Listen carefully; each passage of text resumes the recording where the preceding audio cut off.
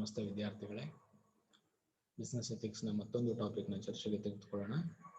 ಇವತ್ತು corporate social responsibilities ಮತ್ತು approaches to corporate social responsibility ಅನ್ನುವಂಥ ವಿಚಾರವನ್ನು ನಾವು ಚರ್ಚೆಯನ್ನು ಮಾಡೋಣ.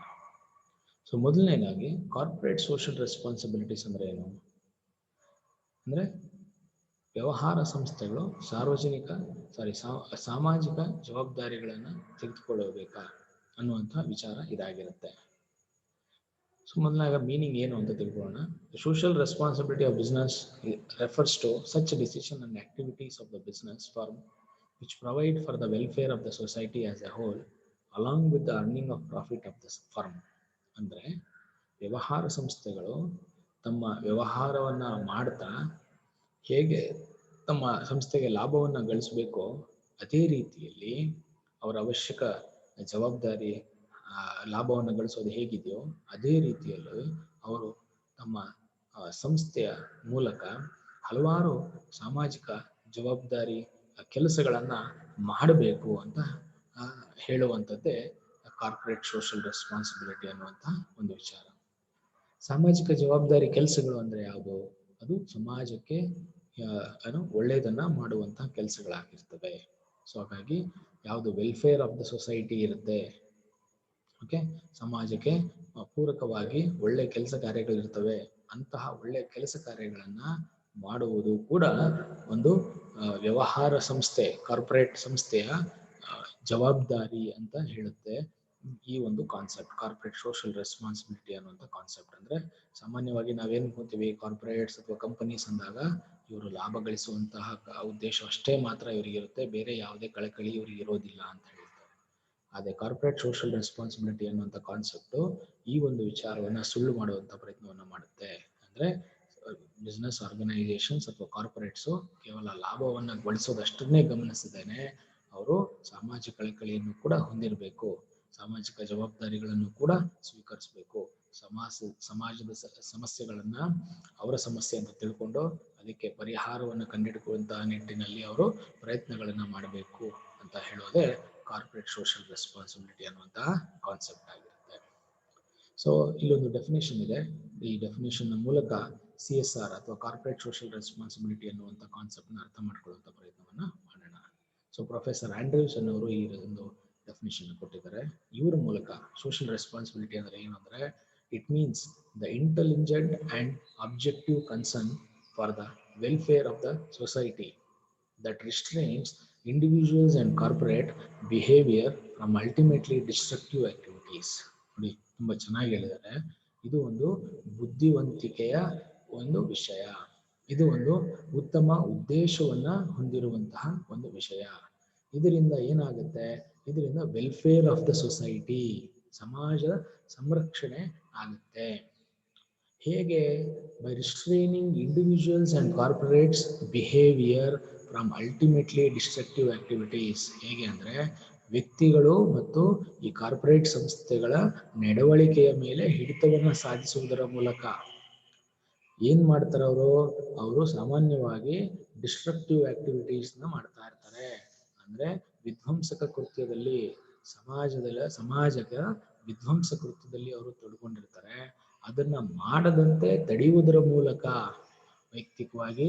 ವ್ಯಕ್ತಿಗಳಾಗಲಿ ಅಥವಾ ಸಂಸ್ಥೆಗಳಾಗಲಿ ಸಮಾಜದ ವಿಧ್ವಂಸ ಕೃತ್ಯಗಳನ್ನು ಮಾಡದಂತೆ ತಡೆಯುವುದರ ಮೂಲಕ ನಾವು ಸಾಮಾಜಿಕ ಜವಾಬ್ದಾರಿನ ಮೆರೀಬಹುದು.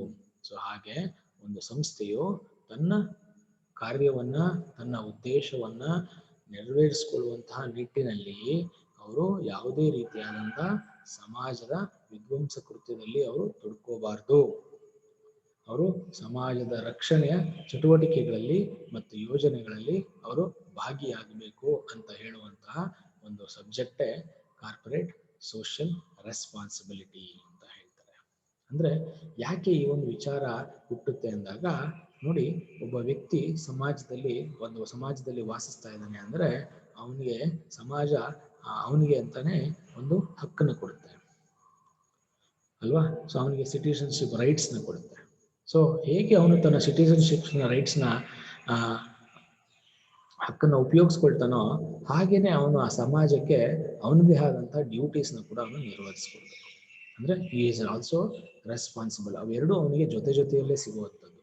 ಹಕ್ಕಿನ ಜೊತೆಯಲ್ಲಿ ರೆಸ್ಪಾನ್ಸಿಬಿಲಿಟಿ ಜೊತೆಯಲ್ಲಿ ಹಕ್ಕು ಎರಡೂ ಕೂಡ ಅವನಿಗೆ ಸಿಗುತ್ತೆ.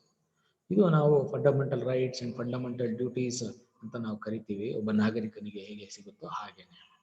ಹಾಗಾದ್ರೆ ಈ ಕಾರ್ಪೊರೇಟ್ ಸಂಸ್ಥೆಗಳು ಅವರ ನಾಗರಿಕರಲ್ವಾ?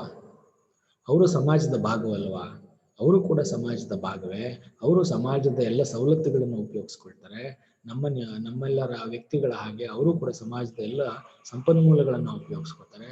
ಹಾಗಾದ್ರೆ ಅವ್ರಿಗೆ ಯಾಕೆ ಬದ್ಧತೆ ಇಲ್ಲ? ಅವ್ರಿಗೆ ಯಾಕೆ ಜವಾಬ್ದಾರಿಗಳಿಲ್ಲ ಅಲ್ವಾ? ಅವರಿಗೂ ಕೂಡ ಜವಾಬ್ದಾರಿನ ಹೊಂದಬೇಕು. ಬಹಳಷ್ಟು ಸಂಪನ್ಮೂಲಗಳನ್ನ, ಸಮಾಜದ ಸವಲತ್ತುಗಳನ್ನ ಅತಿಯಾಗಿ ಉಪಯೋಗಿಸ್ಕೊಳ್ಳುವಂಥವ್ರು ಈ ಕಾರ್ಪೊರೇಟ್ ಸಂಸ್ಥೆಗಳೇ ಆಗುತ್ತೆ. ಹಾಗಾಗಿ ಒಬ್ಬ ವ್ಯಕ್ತಿಗಿಂತ ಒಂದು ಸಂಸ್ಥೆ ಹೆಚ್ಚಿನ ಸಾಮಾಜಿಕ ಜವಾಬ್ದಾರಿನ ಮೆರೆಯಬೇಕು, ತೋರಿಸ್ಕೋಬೇಕು, ಅವರು ಅದಕ್ಕೆ ಬದ್ಧರಾಗಬೇಕು ಅನ್ನುವಂತಹ ವಾದವನ್ನ ಇಟ್ಕೊಂಡೇ ಈ ಒಂದು ಕಾರ್ಪೊರೇಟ್ ಸೋಷಿಯಲ್ ರೆಸ್ಪಾನ್ಸಿಬಿಲಿಟಿನ ಮಾಡಿದ್ದಾರೆ. The concept of social responsibility has been arrived thinking that an organization has more responsibility than an individual in society because organizations use more resources, more facilities of the society than an individual ಅನ್ನೋದನ್ನ ನಾವಿಲ್ಲಿ ತಿಳ್ಕೊಳ್ಬೇಕು. Okay, so ಹಾಗಾಗಿ ವ್ಯವಹಾರ ಸಂಸ್ಥೆಗಳು ಸಾಮಾಜಿಕ ಬದ್ಧತೆಯ ಕಾರ್ಯಗಳಲ್ಲಿ ತೊಡಕೋಬೇಕು. ಸಾಮಾಜಿಕ ಬದ್ಧತೆಯ ಒಂದು ಯೋಜನೆಗಳನ್ನ ರೂಪಿಸ್ಕೋಬೇಕು ಅನ್ನುವಂಥ ವಿಚಾರವೇ ಕಾರ್ಪೊರೇಟ್ ಸೋಷಿಯಲ್ ರೆಸ್ಪಾನ್ಸಿಬಿಲಿಟಿ ಆಗಿರುತ್ತೆ. ಓಕೆ, ಸೊ ಇನ್ನು meaning of corporate social responsibility ನಿಮಗೆಲ್ಲ ಅರ್ಥ ಆಗಿದೆ ಅಂತ ಅನ್ಕೋತೀನಿ. ಮುಂದಿನ ಟಾಪಿಕ್ ಏನಪ್ಪಾ ಅಂದ್ರೆ ಅಪ್ರೋಚಸ್ ಟು CSR. ಅಂದ್ರೆ ಈ ಕಾರ್ಪೊರೇಟ್ ಸೋಷಿಯಲ್ ರೆಸ್ಪಾನ್ಸಿಬಿಲಿಟಿಯನ್ನ ಯಾವ ರೀತಿಯಲ್ಲಿ, ಯಾವ್ಯಾವ ದೃಷ್ಟಿಕೋನದಲ್ಲಿ ಕಾರ್ಪೊರೇಟ್ಸ್ಗಳು ಅಥವಾ ವ್ಯವಹಾರ ಸಂಸ್ಥೆಗಳು ನೋಡ್ತಾರೆ ಅನ್ನೋದನ್ನ ನಾವು ತಿಳ್ಕೊಳ್ಳುವಂತಹ ಪ್ರಯತ್ನವನ್ನ ಮಾಡೋಣ. ಮೊದಲನೇದಾಗಿ ಕೇಪಬಿಲಿಟಿ ಅಪ್ರೋಚ್ ಅಂತ. ಅಂದರೆ ಅವ್ರಿಗಿರುವಂತಹ ಒಂದು ಏನಂತ ಹೇಳ್ತೀರಾ, ಅವರ ಟ್ಯಾಲೆಂಟ್ ಅಂತ ಏನಿದೆ, ಆ ಟ್ಯಾಲೆಂಟನ್ನ ಉಪಯೋಗಿಸ್ಕೊಳ್ಳುವಂತಹ ಒಂದು ಅವಕಾಶ ಅವರಿಗೆ ಸಿಗುತ್ತೆ ಅಂತ. ಯಾಕಂದ್ರೆ ವ್ಯವಹಾರ ಸಂಸ್ಥೆಯನ್ನು ನಡೆಸ್ಕೊಳ್ತಾ ಇರುವಂತಹ ಮಾಲೀಕನಿಗಾಗ್ಲಿ ಅಥವಾ ನಿರ್ವಾಹಕ ಮಂಡಳಿ ಆಗಲಿ, ಅವ್ರಿಗೆ they are well educated, they are well trained, they have lot of knowledge, they have lot of experience as to how to handle people, how to handle the situation. ಇದೆಲ್ಲ ಅವ್ರಿಗೆ ಗೊತ್ತಿರುತ್ತೆ. ಸೊ ಹಾಗಾಗಿ ಅವರು ತುಂಬಾ ಬುದ್ಧಿವಂತರಾಗಿರ್ತಾರೆ, ಅನುಭವಸ್ಥರಾಗಿರ್ತಾರೆ. ಹಾಗಾಗಿ ಅಂತಹ ವ್ಯಕ್ತಿಗಳಿಗೆ ನಾವು ಸೋಷಿಯಲ್ ಪ್ರಾಬ್ಲಮ್ಸ್ಗಳನ್ನ ಕೊಟ್ಟಾಗ, ಅಂದ್ರೆ ಸಾಮಾಜಿಕ ಸಮಸ್ಯೆಗಳನ್ನ ಅವ್ರ ಮುಂದೆ ಇಟ್ಟಾಗ, ಅವರು ಒಳ್ಳೆಯ ಒಂದು ತೀರ್ಮಾನಗಳನ್ನ ಅಥವಾ ಪರಿಹಾರಗಳನ್ನ ಹುಡ್ಕೊಡೋದಕ್ಕೆ ಅವಕಾಶ ಇದೆ. ಹೇಗೆ ಅವರು ವ್ಯವಹಾರದಲ್ಲಿ ಬರುವಂತಹ ಸಮಸ್ಯೆಗಳನ್ನ ಪರಿಹರಿಸುವಂತಹ ಶಕ್ತಿ, ಬುದ್ಧಿವಂತಿಕೆ, ಅವರ ಅನುಭವವನ್ನ, ಅವರ ಜ್ಞಾನವನ್ನು ಉಪಯೋಗಿಸ್ಕೊಂಡು ಮಾಡ್ತಾರೆ, ಅದೇ ರೀತಿಯಲ್ಲಿ ಅವರು ಸಾಮಾಜಿಕ ಸಮಸ್ಯೆಗಳನ್ನ ಕೂಡ ಅವ್ರ ಮುಂದೆ ಇಟ್ಟಾಗ ಅದಕ್ಕೂ ಕೂಡ ಬುದ್ಧಿವಂತ ಮಾರ್ಗಗಳನ್ನ, ಬುದ್ಧಿವಂತ ಯೋಜನೆಗಳನ್ನ ಅವರು ಕಂಡುಹಿಡಿತಾರೆ. ತನ್ಮೂಲಕ ಅವರು ಸಾಮಾಜಿಕ ಸಮಸ್ಯೆಗಳನ್ನ ಪರಿಹರಿಸೋದಕ್ಕೆ ನಮಗೆ ಸಹಾಯಕಾರಿಯಾಗ್ತಾರೆ. ಸೊ ಹಾಗಾಗಿ business executives and managers have the potential to solve social problems also as they have the capacities to solve the business problems ಅನ್ನುವಂಥದ್ದನ್ನು ನಾವು ತಿಳ್ಕೊಳ್ಬೇಕು. ಸೊ ಹಾಗಾಗಿ corporates should undertake social responsibility ಅಂತ ಕೇಪಬಿಲಿಟಿ ಅಪ್ರೋಚ್ ಹೇಳುತ್ತೆ. Since they have the capacity to solve social problems as equally as business problem, so they should undertake social responsibility ಅಂತ capability approach ಹೇಳುತ್ತೆ. Okay, ಇದು ಮೊದಲನೇ approach. Capability ಅಂದಾಗ ಅವರ capacity ಅಂತ ಹೇಳುತ್ತೆ, ಅವರ ಬುದ್ಧಿವಂತಿಕೆಯ ಬಗ್ಗೆ ಹೇಳುತ್ತೆ, ಅವರ ದಕ್ಷತೆಯ ಬಗ್ಗೆ ಹೇಳುತ್ತೆ. ಓಕೆ, ಸೊ ಅವರ ಕಾರ್ಯವೈಖರಿಯನ್ನು ಗಮನದಲ್ಲಿ ಇಟ್ಕೊಂಡು ಕೊಟ್ಟಿರುವಂತಹ ಒಂದು ಅಪ್ರೋಚ್ ಇದಾಗಿರುತ್ತೆ. ಇನ್ನು ಎರಡನೆಯದು stake holders approach. Stake holders ಅಂದಾಗ ಒಂದು ಕಾರ್ಪೊರೇಟ್ ಸಂಸ್ಥೆ ಜೊತೆ ಸಂಬಂಧಪಡುವಂತಹ ಎಲ್ಲ ರೀತಿಯ ವ್ಯಕ್ತಿಗಳು ಇವರಾಗಿರ್ತಾರೆ. ಅವರು ಕ್ರೆಡಿಟಾರ್ಸ್ ಆಗಿರಬಹುದು, ಎಂಪ್ಲಾಯೀಸ್ ಆಗಿರಬಹುದು, ಪಬ್ಲಿಕ್ ಆಗಿರಬಹುದು, ಗವರ್ನಮೆಂಟ್ ಆಗಿರಬಹುದು, ಬ್ಯಾಂಕರ್ಸ್ ಆಗಿರಬಹುದು, ಕನ್ಸ್ಯೂಮರ್ಸ್ ಆಗಿರಬಹುದು, ಇನ್ವೆಸ್ಟರ್ಸ್ ಆಗಿರಬಹುದು, ಈ ರೀತಿ ಎಲ್ಲ ವ್ಯಕ್ತಿಗಳು ನೇರವಾಗಿ ಮತ್ತು ಪರೋಕ್ಷವಾಗಿ ಸಂಬಂಧವನ್ನ ಹೊಂದಿರ್ತಾರೆ ಒಂದು ಸಂಸ್ಥೆಯ ಜೊತೆಯಲ್ಲಿ, ಒಂದು ಕಾರ್ಪೊರೇಟ್ ಸಂಸ್ಥೆಯ ಜೊತೆಯಲ್ಲಿ. ಸೊ ಈ ಕಾರ್ಪೊರೇಟ್ ಸಂಸ್ಥೆ ಕೇವಲ ಮಾಲೀಕರಿಗೆ, ಹೂಡಿಕೆದಾರರಿಗೆ ಅತಿ ಹೆಚ್ಚು ಲಾಭ ಕೊಡುವಂಥದ್ದಷ್ಟೇ ಇವರ ಉದ್ದೇಶ ಅಲ್ಲ. ಎಲ್ಲ ಸ್ಟೇಕ್ ಹೋಲ್ಡರ್ಸ್ ಯಾರೆಲ್ಲ ಅವ್ರ ಜೊತೆ ಕೈ ಜೋಡಿಸಿದ್ದಾರೆ, ಸಂಬಂಧವನ್ನು ಹೊಂದಿದ್ದಾರೆ, ಅವರ ಎಲ್ಲರ ಹಿತಾಸಕ್ತಿಯನ್ನ ಕಾಪಾಡಿಕೊಳ್ಳೋದು ಅವರ ಉದ್ದೇಶವಾಗಿರಬೇಕು, ಅವರ ಜವಾಬ್ದಾರಿ ಆಗಿರಬೇಕು, ಅವರ ಬದ್ಧತೆ ಆಗಿರಬೇಕು.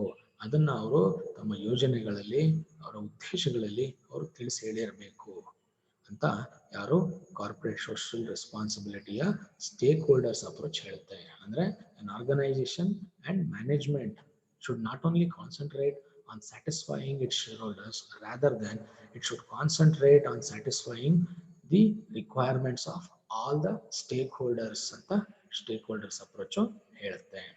ಓಕೆ, ಇದು ಎರಡನೇ ಅಪ್ರೋಚ್. ಇನ್ನು ಮೂರನೇ ಅಪ್ರೋಚ್ ಸೆಲ್ಫ್ ಇಂಟ್ರೆಸ್ಟ್ ಅಪ್ರೋಚ್ ಅಂತ.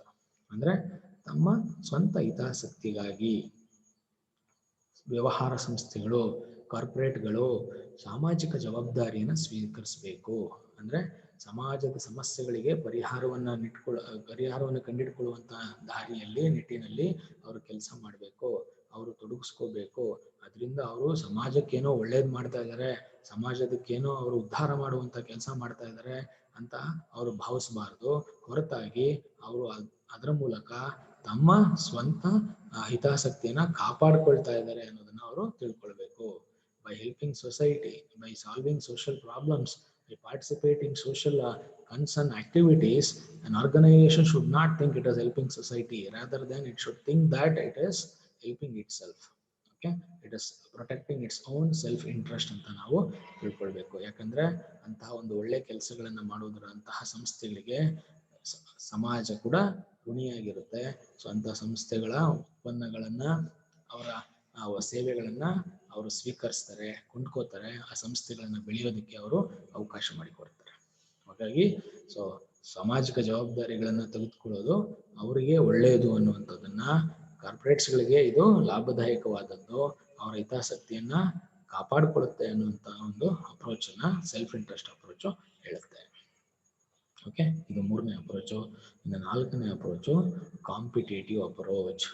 ಕಾಂಪಿಟೇಟಿವ್ ಅಪ್ರೋಚ್ ಅಂದಾಗ ಇಲ್ಲಿ ಏನ್ ಹೇಳ್ತೀವಿ ಅಂದ್ರೆ ಸಾಮಾಜಿಕ ಜವಾಬ್ದಾರಿ ಕಾರ್ಯಕ್ರಮಗಳನ್ನ ರೂಪಿಸುವಂಥದ್ದು, ಕಾರ್ಯಕ್ರಮಗಳನ್ನ ಹಮ್ಮಿಕೊಳ್ಳುವಂಥದ್ರಿಂದ ಆ ಸಂಸ್ಥೆಗೆ ಆರ್ಥಿಕವಾದಂತಹ ಹೊರೆ ಆಗುತ್ತೆ. ಆರ್ಥಿಕವಾಗಿ ಹೊರೆ ಆಗೋದ್ರಿಂದ ಅದು ಅಷ್ಟು ಕಾಂಪಿಟೇಟಿವ್ ಆಗಿ, ಅಂದ್ರೆ ಅಷ್ಟು ದಕ್ಷವಾಗಿ ಪೈಪೋಟಿಯನ್ನ ಎದುರಿಸುವಂತಹ ಸಾಮರ್ಥ್ಯವನ್ನು ಕಳ್ಕೊಳ್ಳುತ್ತೆ ಅನ್ನುವಂತಹ ವಾದವನ್ನ ಈ ಕಾಂಪಿಟೇಟಿವ್ ಅಪ್ರೋಚ್ ಹೇಳುತ್ತೆ. ಹೌದು, ಯಾಕಂದ್ರೆ ನೀವು ಸಾಮಾಜಿಕ ಜವಾಬ್ದಾರಿ ಕರ್ತವ್ಯಗಳನ್ನ ನಿರ್ವಹಣೆ ಮಾಡಬೇಕಾದಾಗ ಹಲವಾರು ರೀತಿಯ ಯೋಜನೆಗಳಿಗೆ, ಕಾರ್ಯಕ್ರಮಗಳಿಗೆ ನೀವು ಹಣಕಾಸಿನ ವಿನಿಯೋಗವನ್ನ ಮಾಡ್ತೀರಾ ಮತ್ತು ಸಂಪನ್ಮೂಲಗಳ ವಿನಿಯೋಗವನ್ನ ಮಾಡ್ತೀರಾ. ಅದು ಖರ್ಚಾಗುತ್ತೆ ಹೊರತು ನಿಮ್ಗೆ ಅದು ಆದಾಯವಾಗಲ್ಲ, ಮತ್ತು ಅದು ಆದಾಯವನ್ನು ಕೂಡ ತಂದು ಕೊಡೋದಿಲ್ಲ. ಸೊ ಹಾಗಾಗಿ ಆ ಎಲ್ಲ ಖರ್ಚುಗಳು ನಿಮಗೆ ಎಕ್ಸ್ಪೆನ್ಸಸ್ ಆಗುತ್ತೆ.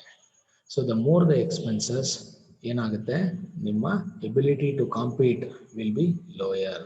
ಸೊ ಹಾಗಾಗಿ ನಿಮ್ಮ ಕಾಂಪಿಟೇಟಿವ್ ಕೆಪಾಸಿಟಿನ ಡಿಕ್ರೀಸ್ ಮಾಡುತ್ತೆ ಈ ಸೋಷಿಯಲ್ ರೆಸ್ಪಾನ್ಸಿಬಿಲಿಟಿ ಅಂತ ನೀವು ಸ್ವೀಕರಿಸೋದ್ರಿಂದ ಅಂತ ಕಾಂಪಿಟೇಟಿವ್ ಅಪ್ರೋಚ್ ನಿಮಗೆ ಹೇಳುತ್ತೆ. ಸೊ ಈ 4 ರೀತಿಯ ಅಪ್ರೋಚ್ಗಳನ್ನ ನಾವು CSR ನಲ್ಲಿ ನೋಡ್ತೀವಿ.